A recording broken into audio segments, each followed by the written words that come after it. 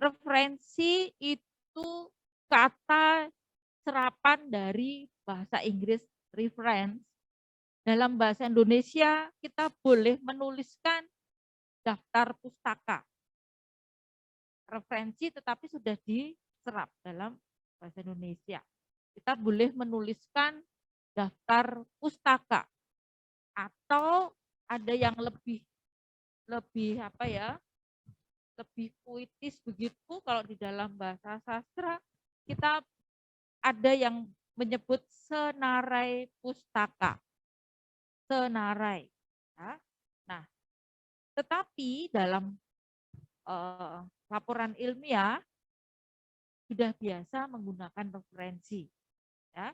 Sangat tidak umum jika kita menggunakan senarai pustaka. Tapi kalau misalnya untuk buku-buku yang bersifat umum, kita boleh menuliskan dengan senarai pustaka. Nah, daftar pustaka ada 2 kata. Daftar itu berarti artinya apa? Deretan ya, list. Tetapi kalau kita harus ingat, selalu list itu adalah ke bawah. Atau dalam urutannya kita pasti ada ke bawah, jadi vertikal bentuknya. Daftar itu tidak horizontal. Jadi misalkan dose, koma siapa, bukan begitu. Tetapi yang namanya daftar itu pasti ada suatu deretan ke bawah. Ya, itu cirinya daftar. Jadi kalau menuliskan ada daftar nama, maka itu yang paling betul adalah list ke bawah. Nah, pustaka artinya adalah pustaka atau buku atau bahan bacaan yang digunakan dalam menulis. Artinya harus tertera di dalam badan tulisan semuanya. Bukan daftar bacaan. Ya, Bu, saya membaca buku ini. Tetapi kalau buku yang dibaca itu tidak menjadi tinjauan pustaka atau tidak menjadi referensi di dalam badan tulisan, maka tidak bisa dituliskan sebagai daftar pustaka. Jelas ya? Jadi daftar pustaka itu harus ada di dalam badan tulisan. Jadi tidak bisa kelihatan pustakanya banyak, kelihatan yang dipelajari banyak, tetapi sebenarnya tidak digunakan. Tetapi bahwa itu menjadi bahan bacaan, itu ya sah-sah saja kalau seorang penulis atau seorang peneliti. Ya, nah ini adalah kalau dalam bahasa Inggris references, ya. Sementara kalau dalam bahasa Indonesia tidak pakai S, referensi gitu ya. Kita hanya beri tanda anak panah. Nah, ini menunjukkan daftar. Ada list ke bawah judul buku atau judul, nanti kita akan lihat yang bahasa Indonesia ya. Ini hanya untuk menunjukkan formatnya. Nah, biasanya references ini bukan menjadi bab. Tidak dituliskan misalnya bab gitu ya. Tetapi bisa dituliskan dalam huruf kapital tetapi di bold referensi. Nah, biasanya begitu, tetapi ada kalanya sebuah penerbit atau sebuah sebuah lembaga ada yang memang mensyaratkan atau membuat ketentuan daftar pustaka itu termasuk bab yang terakhir. Ya, ada bab, misalkan bab terakhir itu adalah kesimpulan, lalu bab 6. Nah, tetapi itu sebenarnya keliru. Karena apa? Setelah kesimpulan itu sebenarnya ada apa? Ada acknowledgement. Ya. Nah, ada ucapan terima kasih. Baru terakhir adalah referensi. Nah, itu biasanya bukan menjadi bab. Nah, peletakannya selalu pada bagian akhir sebuah tulisan. Nah, apa sih sebenarnya yang itu suatu rujukan penulis selama ia melakukan dan menyusun penelitian laporan. Jadi rujukannya pakai apa? Pakai buku apa? Atau bisa nggak wawancara menjadi rujukan? Bisa dituliskan dengan lengkap. Wawancara dengan siapa, jam berapa, di mana, dia sebagai apa itu bisa ya. Jadi semuanya adalah rujukan penulis dalam melakukan atau menyusun penelitian. Nah, nanti ada cara-caranya bagaimana cara menulis kalau itu sebuah buku, sebuah jurnal, sebuah wawancara, koran, majalah, dan sebagainya. Nah, tetapi yang harus ditulis adalah semua bahan rujukan yang digunakan penulis, baik sebagai penunjang maupun sebagai data, disusun dalam daftar pustaka. Nah, jadi bahan penunjang mau sekecil apapun itu kalau menjadi rujukan perlu ditulis, gitu ya. Nah, paham dari slide ini ya? Oke. Sekarang apa sih fungsinya daftar pustaka itu? Yang pertama, bukan dari aspek penulis itu sendiri, tetapi bagi pembaca. Selalu kan pembaca. Jadi membantu pembaca mengenal ruang lingkup studi si penulis itu. Sebenarnya dia ini dalam yang ditulis itu ruang lingkupnya apa sih, tentang apa gitu ya. Itu dilihat dari bacaannya, dilihat dari daftar pustakanya. Mohon maaf, Mas yang pakai baju biru, halo, apa namanya, maskernya dikeataskan ya, sumpek ya, ya kita memang menahan sedikit ya. Oke. Yang belum baru pertama kali ini mungkin Bu Rika perlu menyampaikan kalau kalian punya problem dengan maskernya putus atau sobek atau mungkin ada sesuatu nggak enak, kalian boleh minta masker ya ke TU. Ya. Nah, yang kedua itu juga untuk pembaca, memberitahukan kepada pembaca atau memberi informasi kepada pembaca untuk memperoleh pengetahuan yang lebih lengkap dan mendalam daripada kutipan yang digunakan oleh penulis. Karena kalau penulis kan hanya mengutip satu kalimat atau paragraf gitu ya. Nah, bagi pembaca itu nanti akan tahu, oh saya pengen membaca lebih lanjut dari kutipan ini. Maka itu bisa dilakukan oleh pembaca jika diberitahu pustakanya ini. Tidak hanya sekedar nama atau tahun ya, karena di dalam daftar pustaka akan dituliskan lengkap. Ya, itu. Sampai pada halaman berapanya itu sudah harus disampaikan. Kemudian yang ketiga juga untuk pembaca. Membantu pembaca memilih referensi dan materi dasar untuk studinya. Jadi kita itu menulis perspektifnya adalah orang lain. Orang lain membaca tulisanku jelas atau enggak ya. Begitu. Paham atau enggak ya. Jadi menulis itu bukan perspektif diri sendiri. Khususnya tulisan ilmiah. Tulisan ilmiah itu bukan buku diari. Bukan buku harian pribadi.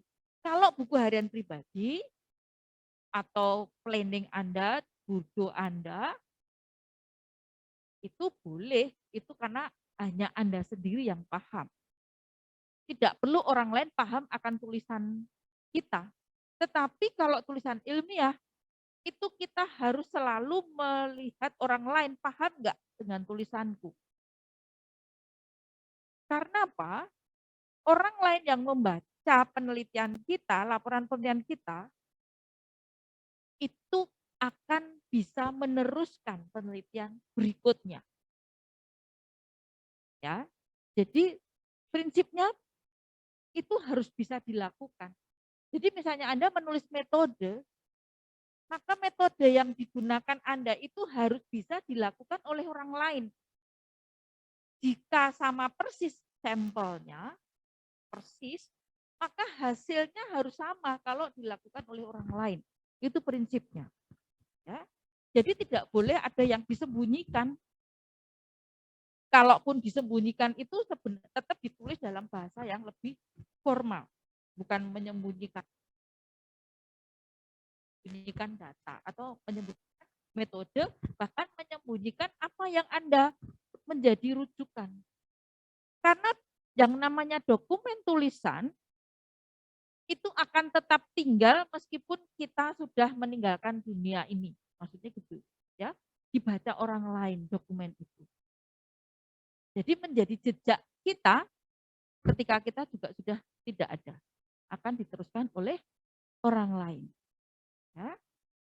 Bahkan kita kok sekarang masih bisa membaca rumusnya yang diberikan oleh Einstein, E sama dengan MC kuadrat, ya. Itu kan harus jelas. Tidak bisa seorang peneliti itu menyembunyikan sesuatu karena harus jujur. Paham ya fungsinya? Jadi menulis itu fungsinya buat orang lain. Termasuk novel pun kan orang lain kan. Fungsi untuk diri sendiri menulis itu hanya buku harian kita. Ya, oke. Fungsi berikutnya, 3 tadi, itu adalah kita memahami bahwa menulis itu fungsinya buat orang lain. Jadi perspektifnya orang lain. Ya. Bahkan orang lain yang sekalipun tidak bisa bahasa Indonesia. Jadi harus itu yang dipahami. Nah, sekarang fungsi berikutnya. Terhadap si pencipta buku itu. Dalam penulisan karya ilmiah, referensi atau pustaka yang digunakan sebagai rujukan harus dituliskan berdasarkan ketentuan tertentu. Pencantuman referensi atau sumber bacaan dalam suatu karya ilmiah memiliki tujuannya 3 ini. Yang pertama, itu penghormatan atas hasil karya orang lain atau gagasan orang lain yang telah terbit dahulu. Jadi misalnya Anda besok menuliskan tugas akhir, maka adik kelas Anda berikutnya kalau mencantumkan laporan penelitian Anda, tugas akhirnya atau skripsi, harus mencantumkan nama Anda. Nggak bisa kemudian menjiplak, itu namanya mencuri dan plagiasi. Ya, sehingga harus mencantumkan nama.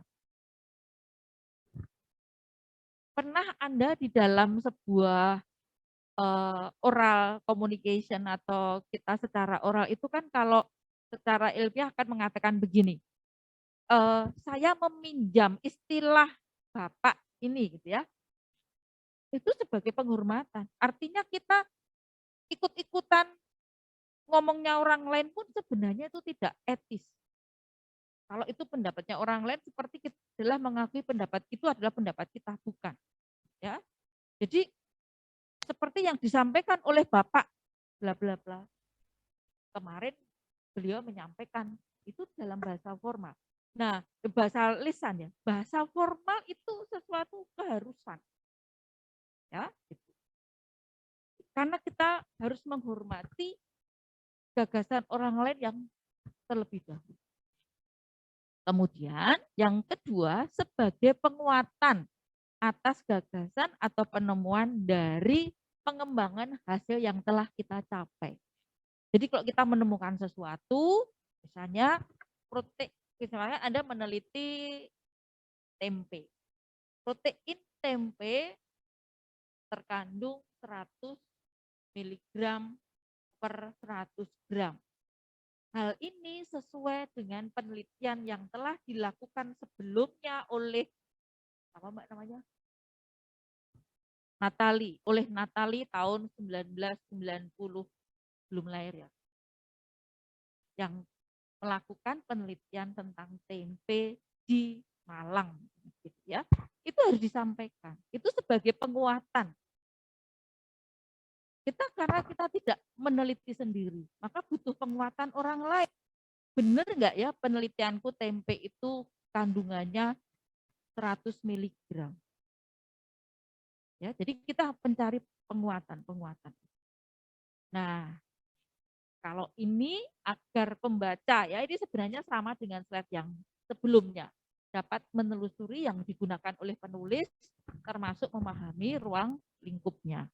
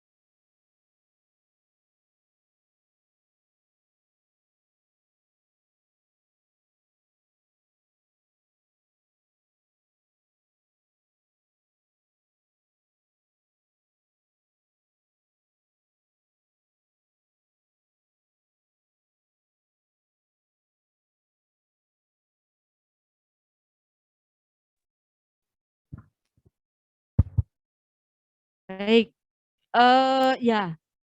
Nah, maka dengan tanda merah, tulisan merah itu, kalau kita menulis, maka itu tidak boleh hilang. Harus segera dicatat. Ini punyanya siapa ya, tulisannya siapa. Begitu. Nah, Bu, kan kalau menulis satu-satu rasanya capek nanti, bagaimana menuliskannya? Kan, nah, sebenarnya di era digital ini ada yang namanya program Mendeley. Ya, Anda pernah dengar Mendeley? Ya, dengan mudah ya. Tidak seperti zaman saya harus ditulis satu-satu. Kalau sampai daftar pustakanya 50 ya sudah ditulis satu-satu. Tapi sekarang ada program Mendeley dengan sangat cepat kita kumpulkan di situ lalu kita bisa ambil. Nah, dengan demikian nama orang, judul tulisan dan sebagainya itu ini kok malah nggak selesai. Maksudnya dan sebagainya itu harus tercatat gitu ya. Benar, Bu Rika tak perbaiki sekalian. Nanti enggak.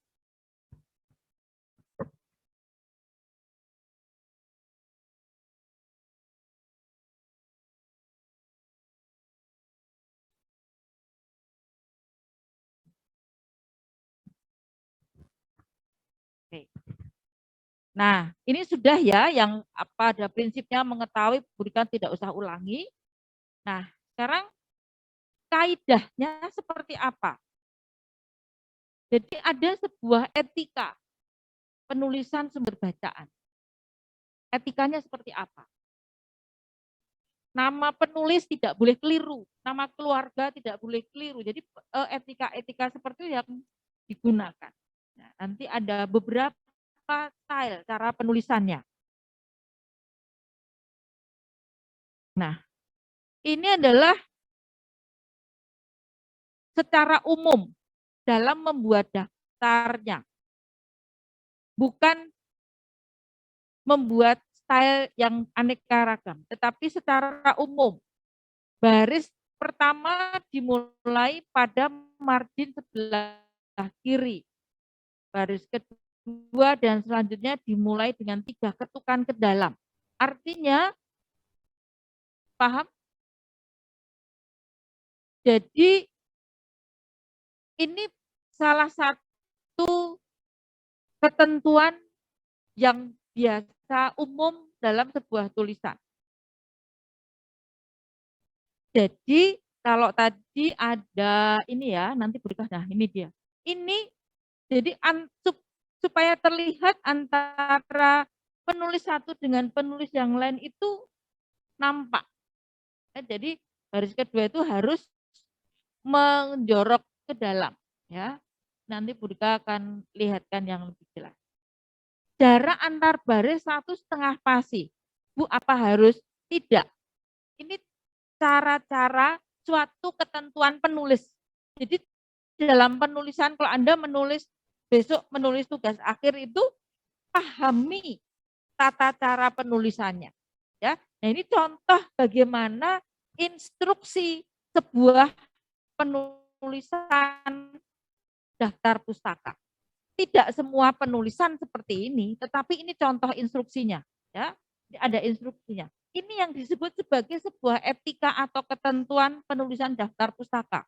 Setiap penerbit berbeda-beda, setiap lembaga berbeda-beda. Anda kuliah sebagai mahasiswa di Unika Studio Pranoto bisa berbeda dengan yang ada di Atma Jaya, dengan Parahyangan, Undip, dan sebagainya.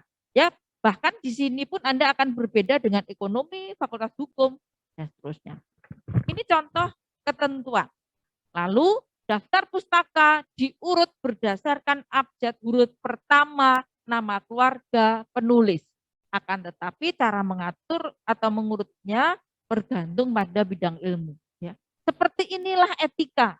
Ini salah satu cara instruksi sebagai sebuah etika. Ya, kita akan menemukan instruksi berbeda-beda. Nah, betapa ketentuan-ketentuan ini sangat detail. Bahkan cara menuliskan berapa ketuk, lalu antar spasi sudah umat umum. Tetapi misalnya nomor 3, huruf pertama nama keluarga.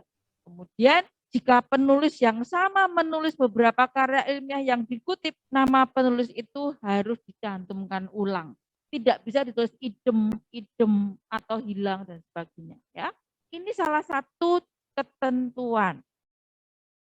Jadi, tapi nanti Anda akan temui banyak ketentuan. Sehingga ketika Anda mau menulis, pahami ketentuannya. Paham ya?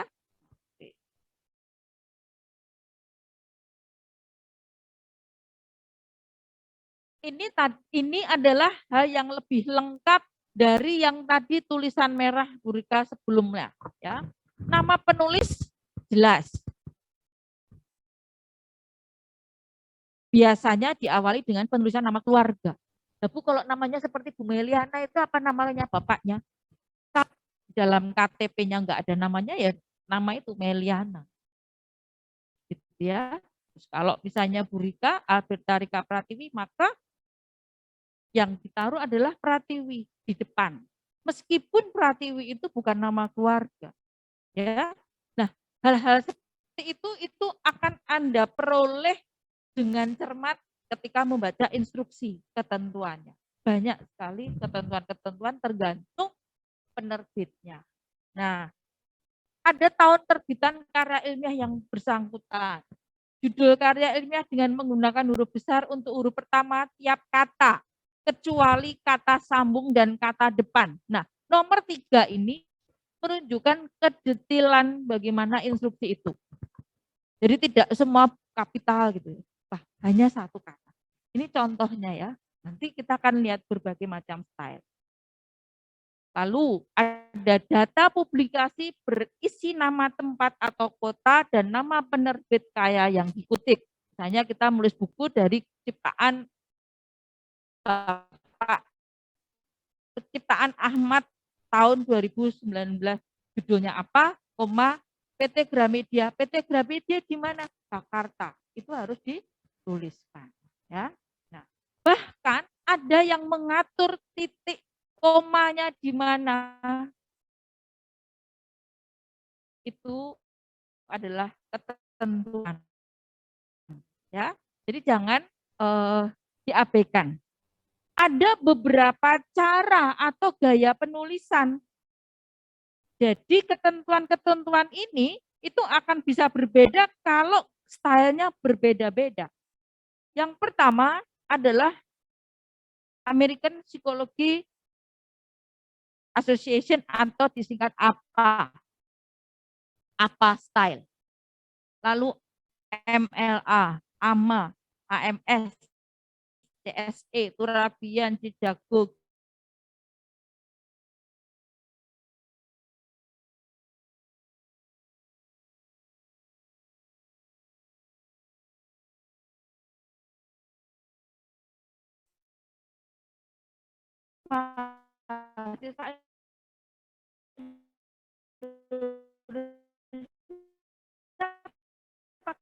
gaya apa? Bukan gaya gue atau gaya Indonesia. Biasanya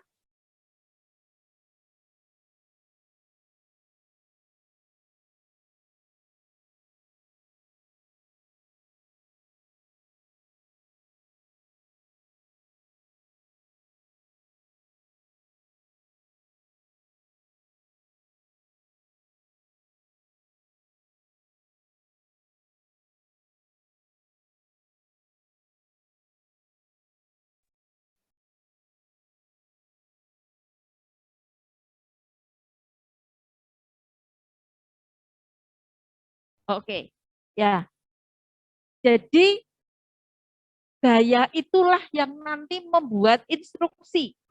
Ya, tergantung gayanya. Tetapi nanti di dalam menulis bukan berarti misalnya nomor 1 pustaka 1 gaya 1, gaya pakai apa. Nomor 2 gaya MLA. Yang berikutnya gaya Turabian. Enggak begitu.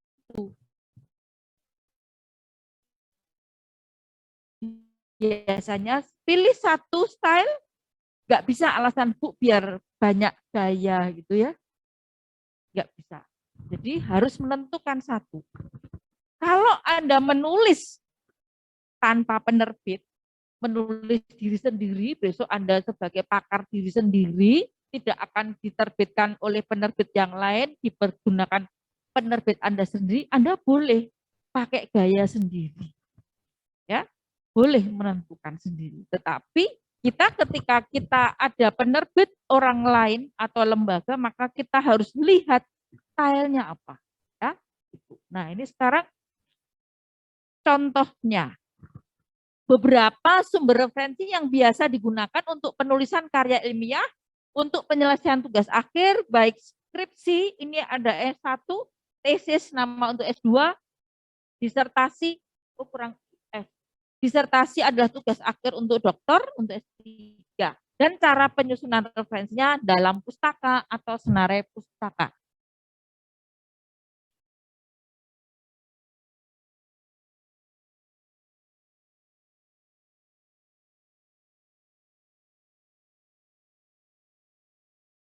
Nah, ini Bu Rika tidak akan menuliskan semua gaya tadi ya, perbedaan. Untuk surat kabar, artinya kalau kita menggunakan rujukan surat kabar, surat kabar itu ternyata ada. Kalian kayaknya nggak pernah baca surat kabar ya? Jadi Bu Rika kayaknya memberi contoh di sini keliru. Anda tapi tahu surat kabar? Pernah membaca? Pernah membaca surat kabar? Halo? Pernah sama jarang itu beda pertanyaannya. Kalau jarang berarti pernah. Pernah. Pernah pegang. Pegang kertasnya, koran gitu pernah. Pernah ya? Oke. Isinya kan macam-macam. Ya kan? Itu namanya surat kabar atau koran. Adalah penerbitan berkala yang pada umumnya harian dengan isi utama adalah berita atau kabar yang biasa, bukan baisa. Disebut dengan koran. Saat ini koran atau surat kabar dapat berbentuk cetak atau versi online. Anda bacanya pada versi online ya, kebanyakan.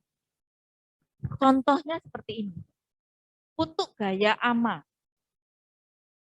Ini contohnya adalah koran bahasa Inggris ya. World with States Mail Order Draft Plain Launch. Itu apa namanya? Itu judulnya ya. Lalu Minneapolis Star Tribune nama korannya, terbitnya itu. Ada Mei 14, 2004.21B. 1B menunjukkan halaman. Nah sekarang untuk gaya apa? Ini ada nama penulisnya. Schwarze. Ini nama keluarga. Tahun 1993 September 30. Dari sini sudah berbeda.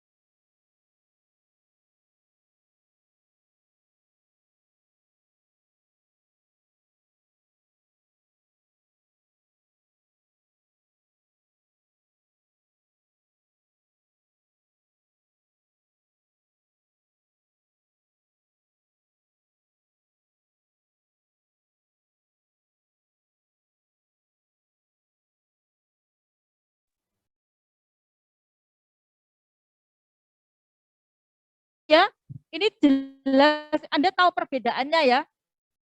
Oke.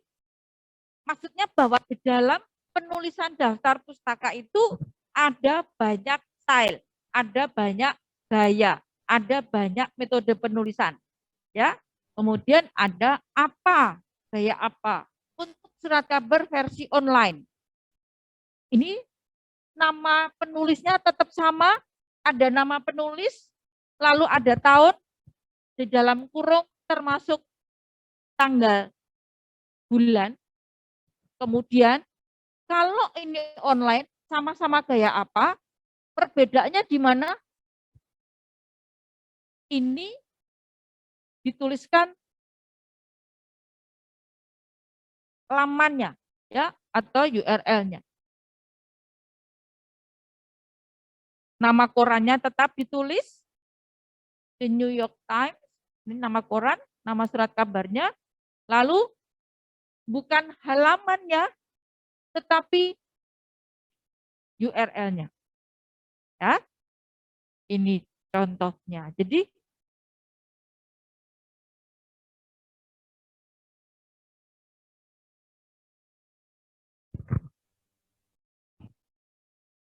kemudian ini Bu Rika mau mencontohkan yang tidak biasa ya. Lalu ada yang namanya bab atau chapter. Apa itu yang dimaksud dengan bab atau chapter? Sebuah buku textbook seperti ini biasanya ada banyak penulis di dalamnya, per chapter ditulis oleh orang sendiri-sendiri. Pernah baca textbook? Pernah buka buku? Ya, di dalamnya ada setiap bab chapter, namanya kalau bahasa Inggris kita setiap bab ada penulisnya. Tetapi dalam satu buku ini lalu dikumpulkan oleh editor. Ya, jadi editor bukan penulisnya. Kalau itu dalam buku, misalnya Anda mengambil di chapter yang chapter 10 gitu, maka nama orang, ini gaya Chicago ya, kemudian nama atau judulnya dia sendiri dalam chapter, lalu in anthropology and global dan seterusnya, ini adalah judul bukunya, judul buku di luarnya. Ya, jadi nama yang di dalam chapter, judul yang di dalam chapter yang dia tulis, lalu judul bukunya. Judul buku kan sering ada editornya, betul? Maka editornya dituliskan di sini. Diedit. Jadi kalau misalkan dalam bahasa Indonesia ya editor. Nama editornya, kemudian halaman berapa,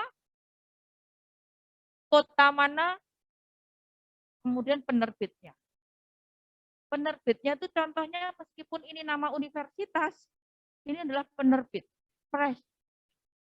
Kalau di dalam bahasa Indonesia ya penerbit Gramedia atau penerbit Unika Studio Pranoto itu boleh. Kalau memang penerbitnya itu. Ini adalah tahunnya di belakang. Sekarang bab, tetapi gaya ama. Ada perbedaan? Anda melihat? Beda? Gaya Chicago maksudnya sama ama. Untuk sama-sama tentang buku monografi atau chapter. Oh, perbedaannya ya? Perbedaannya di mana? Sini cara menuliskannya ini berarti di dalam buku penulisnya. Lalu ini editornya nih. Ini keberapa? Buku keberapa?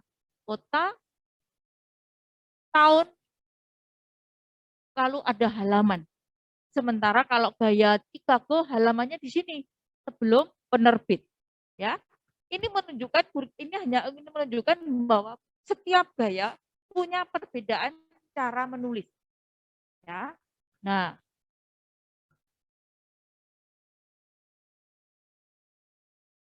sekarang coba Anda yang membawa laptop buka referensi. Ada klik di atas itu ada referensi. Ini kok nggak ada referensinya, Bu Rika. Bentar. Ada referensi?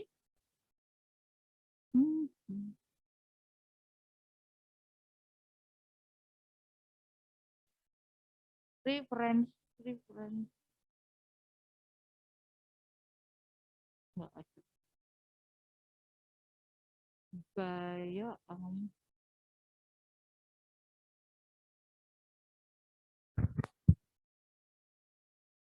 ada nggak di tempat Anda?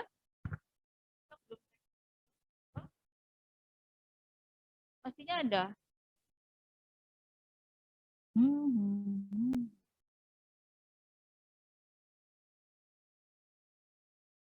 Oke, Bu Rika, misalnya sekarang praktek saja ya.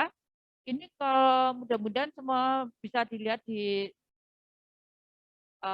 yang di ruang masing-masing di rumah. Ini Bu Rika mau matikan. Mari kita coba praktek misalnya untuk menuliskan. Tapi ini bukan menggunakan program Mendeley ya. Untuk cara gampang bagaimana kita menuliskan, mencari jurnal atau mencari buku, lalu kita menuliskan dengan gaya yang kita tentukan atau ditentukan oleh penerbit. Ini Bu Rika.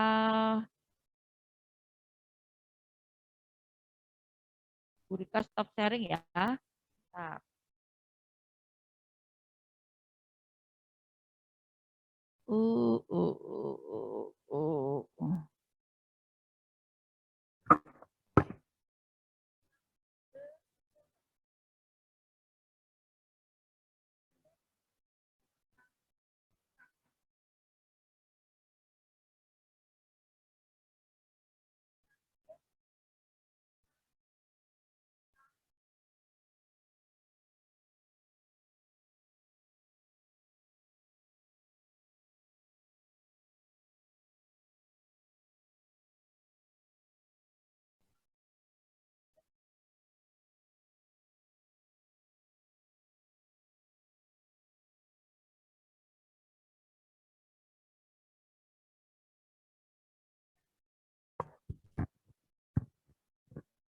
Kemudian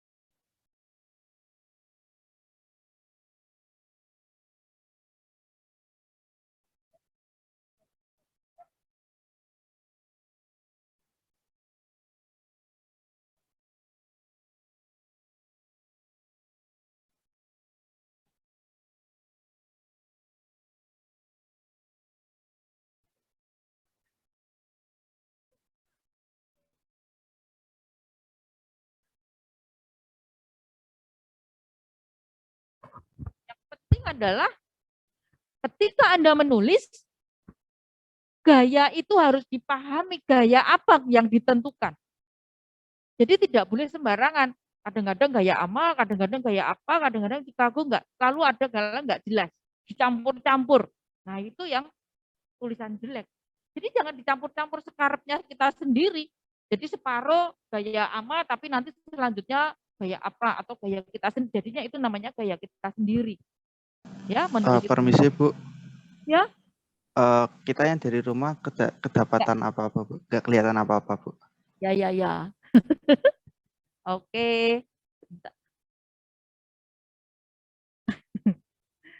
Ini share screen-nya jadinya harus yang mana nih ya? Purika harus ini, oke. Sudah kelihatan? Sudah, Bu.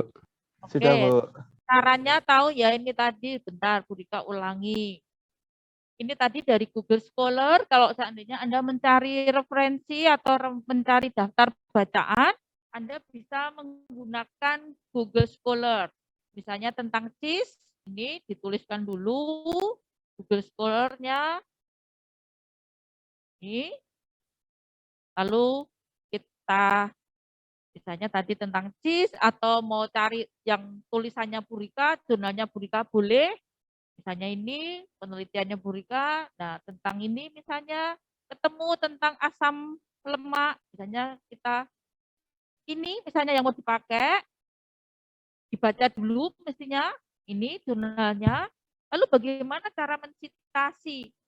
Kan tidak langsung ini di copy, biar ingat Bu, ya ini nanti akan jadi acak-adut tulisan Anda. Nah maka kemudian kita bisa melakukan begini, ini kita klik, ini ada sitasi kan, cite gitu, sitasi, lalu kita klik, nah kita akan melihat gaya penulisan kalau mau menggunakan daftar pustaka ini, kalau MLA ini tinggal di copy lalu pindahkan ke dalam daftar pustaka, ya. Mau gaya yang mana? Oke, gampang ya, zaman Anda ini enak sekali. Oke, yang di rumah jelas? Halo? Jelas, Bu. Oke. Itu saja sebenarnya yang terakhir kita akan sampaikan. Ya. Jadi yang penting adalah ketika Anda mau menulis, pahami template-nya. Setiap tulisan pasti akan ada panduan penulisan. Skripsi akan Anda harus memahami panduan penulisan karya ilmiah. Dan Anda tidak bisa berargumentasi, Bu, saya mau pakai gaya universitas kakak saya. Enggak bisa. Ketika Anda dalam itu, ya. Jadi seperti misalnya Purika tadi menerbitkan di Hayati Jurnal, maka Purika harus patuh 100% dengan ketentuan dari Hayati tadi, karena penerbitnya adalah Hayati Jurnal. Itu ya. Nah, Anda juga begitu, harus 100% patuh sama ketentuan yang ada ketika Anda diinstruksikan untuk menuliskan, ya. Jadi gaya tadi tidak bisa dicampur-campur ya. Jadi kalau MLA, ya MLA terus. Dan MLA dan apa enggak bisa dikombinasikan. Jadi tidak boleh mengkombinasikan gaya tulisan. Ya, gitu. Paham semuanya? Dalam daftar pustaka. Daftar pustaka itu sebuah keharusan. Kalau tidak ada daftar pustaka, maka kita akan mendapatkan apa ya? Stik atau bukan stigma ya, akan mendapatkan komentar bahwa tulisan yang kita tulis itu enggak ilmiah. Itu. Maka daftar pustaka ini harus. Jadi bahkan ini Purika pengalaman sendiri ya, ketika Purika menulis disertasi tugas akhir dokter, yang dibaca oleh pembimbing adalah daftar pustakanya dulu. Artinya seberapa dia akan menilai seberapa kita membaca buku-buku itu, bahan bacaannya bermutu atau enggak. Gitu. Ya. Jadi tulisan ilmiah itu akan berbobot kalau melihat pustakanya. Pustakanya berbobot artinya orang yang menulis itu membaca buku yang berbobot sehingga tulisan yang dituangkan itu berbobot. Gitu ya. Paham ya? Jadi bacaan itu akan mempengaruhi kualitas dari tulisan. Ya, maka kakak kelas Anda mungkin sudah bercerita yang tidak bisa praktik, tidak bisa penelitian di laboratorium karena pandemi kemarin, harus menulis review, harus mereview, membaca minimal 60 jurnal. Minimal. Untuk di review, artinya dikaji itu data-data orang lain, lalu dituliskan untuk dianalisa, lalu disimpulkan. Minimal 60 jurnal. Ya, nah artinya itu menunjukkan bobot kualitas dari sebuah tulisan, di mana sebagai syarat lulus sebagai sarjana. Ya, jadi bedanya orang yang masuk dalam masyarakat akademis seperti kita, saya, Anda ini, tulisan itu menjadi sebuah tolok ukur kualitas kita. Ya, oke. Ada pertanyaan sampai di sini yang di rumah maupun di kelas? Tidak. Nah, Bu Rika sebenarnya kalau memberi tugas, kalau yang sebenarnya zaman belum ada Mendeley, Bu Rika akan misalnya memberi tugas, tuliskan ini. Oh, yang di rumah nggak kelihatan, sebentar.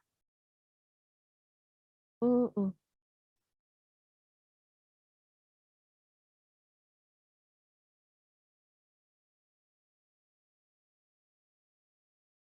Oh, dulu Bu Rika memberikan tugas membuat referensi menggunakan apa? Nggak akan, Anda tinggal contek-contek tadi itu kan, tinggal buka Google Scholar, tinggal klik-klik aja, yang nggak ada gunanya. Jadi tadi Bu Rika memberikan, tapi di sini sebenarnya yang ditekankan untuk sekarang ini, Bu Rika menekankan Anda konsisten dan paham bahwa daftar pustaka itu mempunyai ketentuan penulisan yang harus dijalankan secara konsisten, ya, tidak boleh dicampur-campur. Jadi tugasnya nggak akan begini karena Anda tinggal klik aja gitu, yang punya komputer. Tidak perlu menghafalkan seperti zamannya Bu Rika. Tulisannya apa? Oh, apa gimana ya? Nama keluarga dulu. Terus tahun, titik, halamannya berapa? Letaknya di mana? Itu dulu zaman Bu Rika. Bahkan zaman kakak kelas Anda 5 tahun, 10 tahun yang lalu. Sekarang enak sekali dengan adanya fasilitas ini, ya. Bahkan mengumpulkan tempat untuk referensi pun sekarang sudah ada program Mendeley. Nanti saya kira di dalam perkuliahan Metil akan ada dengan pustakawan Unika untuk mengajari menggunakan Mendeley. Tetapi kadangkala perpustakaan tanpa masuk kelas kadang memberikan pelatihan-pelatihan untuk menggunakan Mendeley. Ikutlah karena itu gratis bagi mahasiswa, ya. Orang lain belajar di sini, jadi Anda sudah di sini tuh manfaatkan untuk itu. Jadi ketika Anda ini sekarang ini semester 1 sudah punya semua referensi-referensi misalnya dari kakak kelas Anda, besok kalau membuat tulisan, tugas, laporan praktikum, nggak usah nyari-nyari jurnal, tinggal ambil dari situ sudah oke, tinggal tahunnya disesuaikan yang baru. Anda duduk manis sudah beres laporannya, ya. Oke. Jadi tugas ini tidak perlu Bu Rika sampaikan, ya. Tugasnya tadi karena sudah enggak sesuai. Gampang sekali dengan fasilitas itu. Oke. Ada pertanyaan tentang daftar pustaka? Kalau tidak ada, Anda siap ujian? Nah, mosok enggak ujian? Ya. Siap ujian minggu depan. Oke ya. Kalau masih ada sisa waktu, silakan Anda bertanya pada materi-materi yang lalu-lalu yang belum jelas. Bu Rika tunggu di sini. Ya. Silakan diendapkan mana yang belum jelas. Ini materi tentang daftar pustaka Bu Rika sudah cukup. Materi yang kemarin, ya. Begitu juga yang di rumah. Oke, ini Bu Rika akan upload di Super Cyber ya, karena belum upload. Ini akan hapus dulu. Aduh, ini internet.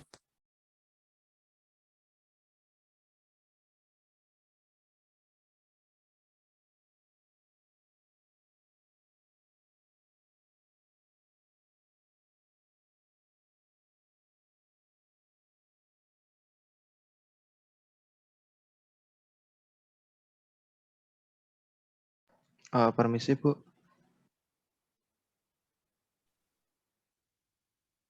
Halo? Ya halo. Saya ingin bertanya Bu. Kan bahasa Indonesia kan live monitoring. Itu Ya, bentuk soalnya bagaimana ya Bu? Kalau boleh tahu. ini mah bukan materi yang disampaikan pertanyaannya. Tipe soalnya memilih dan mengisi. Ya, memilih multiple choice dan mengisi titik-titik tapi close book. Nanti secara pastinya akan Bu Rika umumkan segera minggu ini sebelum minggu depan. Lewat Super Cyber, dilihat instruksinya ya. Di dalam pertemuan yang terakhir kan ada UAS, nanti instruksi jelasnya di situ. Tinggal nanti hanya buka soalnya Bu Rika buka pada saat jamnya sesuai dengan jadwal. Gitu ya. Tetapi isinya tentang mengisi dan memilih. Ya. Nah, tetapi ini saya mau beritahu. Daftar pustaka setidaknya Anda menghafalkan ciri-cirinya. Apa AMA Cijago MLA ya yang tadi ada, yang tadi di Google itu. Setidaknya supaya Anda bisa paham, oh ini apa gayanya. Meskipun besok Anda itu akan hanya klik-klik, tetapi Anda harus paham secara manual sekarang. Ya, yang di rumah juga tolong dipahami, diidentifikasi aja ciri-cirinya kan gampang, ya.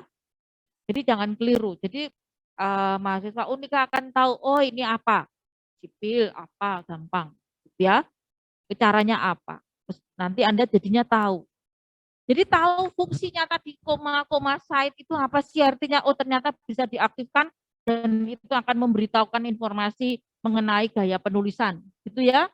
Nah, itu ciri mahasiswa TP Unika sangat bisa mengelaborasi program-program yang ada di laptopnya. Jadi nggak hanya sebagai mengetik dan seterusnya, tapi elaborasilah apa namanya program-program yang ada di sini. Oke, Terima kasih banyak Bu.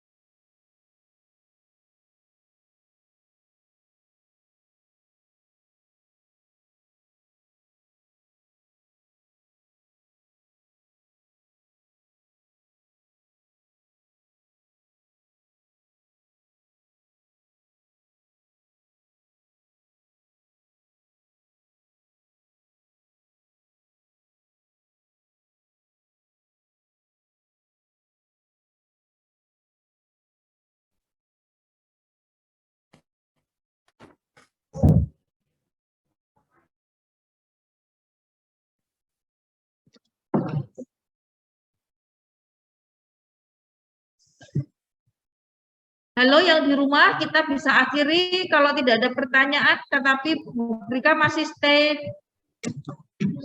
di sini ya, di grup ini nanti yang kelas sendirian.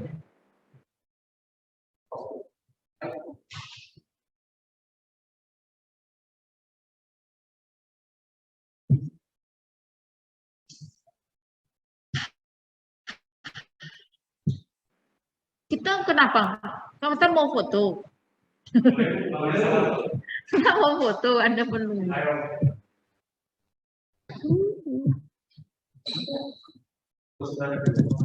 Bentar. Rika upload dulu di Super Cyber.